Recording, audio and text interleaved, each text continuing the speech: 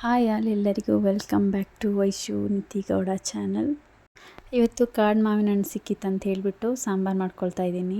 ಅದನ್ನು ಮಾಡ್ಕೊಳ್ಳೋಕ್ಕೆ ಫಸ್ಟು ಮಾವಿನ ಹಣ್ಣನ್ನ ತೊಳ್ಕೊಂಡು ಚೆನ್ನಾಗಿ ಸಿಪ್ಪೆ ಹಿಡಿದು ಇಟ್ಕೊಳ್ತಾ ಇದ್ದೀನಿ. ಎಲ್ಲನೂ ಕಟ್ ಮಾಡಿಕೊಂಡು ದಪ್ಪ ದಪ್ಪ ಇತ್ತು ಅಂತ ಹೇಳಿಬಿಟ್ಟು ಕಟ್ ಮಾಡಿ ಸಹ ಹಾಕ್ತಾಯಿದ್ದೀನಿ. ಸಿಪ್ಪೆ ತೆಗೆದು ಸಹ ಹಾಕ್ಬೋದು, ಹಾಗೆ ಈ ಥರ ಕಟ್ ಮಾಡಿಕೊಂಡು ಸಹ ಹಾಕ್ಬೋದು.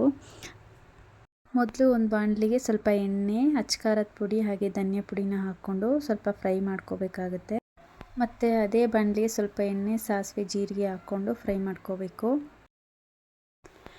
ಮತ್ತು ಸ್ವಲ್ಪ ಕರಿಬೇವು ಸೊಪ್ಪು, ಬೆಳ್ಳುಳ್ಳಿ ಹಾಗೆ ಈರುಳ್ಳಿನ ಹಾಕ್ಕೊಂಡು ಫ್ರೈ ಮಾಡ್ಕೋಬೇಕಾಗುತ್ತೆ. ಮೊದಲು ನಾನಿಲ್ಲಿ ಕರಿಬೇವು ಹಾಕ್ಕೊಳ್ತಾ ಇದ್ದೀನಿ ಮತ್ತು ಬೆಳ್ಳುಳ್ಳಿ ಹಾಕ್ಕೊಂಡು ಸ್ವಲ್ಪ ಲೈಟಾಗಿ ಗೋಲ್ಡಿಶ್ ಬರೋವರೆಗೂ ಫ್ರೈ ಮಾಡ್ಕೋಬೇಕು.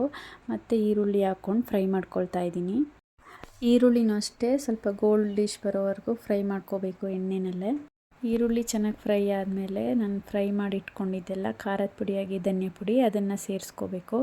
ಸೇರಿಸ್ಕೊಂಡು ಚೆನ್ನಾಗಿ ಫ್ರೈ ಮಾಡಬೇಕು ಅದರಲ್ಲೇ. ಆಮೇಲೆ ನಾವು ರೆಡಿ ಮಾಡಿ ಇಟ್ಕೊಂಡಿದ್ದಂಥ ಮಾವಿನ ಹಣ್ಣನ್ನ ಸೇರಿಸ್ಕೋಬೇಕು ಇದಕ್ಕೆ. ಮತ್ತು 2 ಸ್ಪೂನ್ ಪೆಪ್ಪರ್ ಪುಡಿ ಅಂದರೆ ಕಾಳು ಮೆಣಸಿನ ಪುಡಿನ ಸೇರಿಸ್ಕೋಬೇಕು.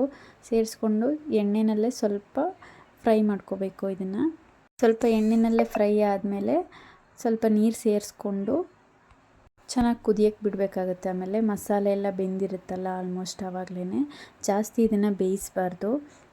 ಸ್ವಲ್ಪ ನೀರು ಹಾಕ್ಬಿಟ್ಟು ಕುದಿ ಬರೋ ಹಾಗೆ, ಅಂದರೆ ಸ್ವಲ್ಪ ಎಣ್ಣೆ ಮಸಾಲೆ ಎಲ್ಲ ಎಣ್ಣೆ ಬಿಡಬೇಕು, ಆ ಥರ ಕುದಿಸ್ಬೇಕಷ್ಟೇ. ಈ ಥರ ಹಣ್ಣು ಸಿಕ್ಕಿದ್ರೆ ನೀವು ಮನೆಯಲ್ಲೇ ಟ್ರೈ ಮಾಡಿ, ತುಂಬ ಟೇಸ್ಟಿಯಾಗಿ ಬರುತ್ತೆ. ಈಗ ನೋಡಿ ಈ ಥರ ಕುದಿ ಬಂದಿದೆಯಲ್ಲ, ಇದಿಷ್ಟೇ ಸಾಕು. ಇದನ್ನು ಸರ್ವ್ ಮಾಡ್ಕೊಳ್ತಾ ಇದ್ದೀನಿ. ಬಿಸಿ ಬಿಸಿ ರೈಸ್ಗೆ ಹಾಕ್ಕೊಂಡು ತಿಂತಾಯಿದ್ರೆ ತುಂಬ ಟೇಸ್ಟಿಯಾಗಿರುತ್ತೆ. ನೀವು ಒಂದ್ಸಲ ಟ್ರೈ ಮಾಡಿ, ಹೇಗಿರುತ್ತೆ ಅಂತ ಹೇಳ್ಬಿಟ್ಟು ಕಮೆಂಟ್ ಮಾಡಿ. ಹಾಗೆ ನನ್ನ ಚಾನಲ್ನ ಯಾರ್ಯಾರು ನೋಡ್ತಾ ಇದ್ದೀರಾ ದಯವಿಟ್ಟು ಲೈಕ್ ಮಾಡಿ, ಸಬ್ಸ್ಕ್ರೈಬ್ ಮಾಡಿ, ಶೇರ್ ಮಾಡ್ಕೊಳ್ಳಿ. ನಿಮ್ಮ ಫ್ರೆಂಡ್ಸ್ಗೆ, ಫ್ಯಾಮಿಲಿಗೆ ಶೇರ್ ಮಾಡಿ. Thank you all.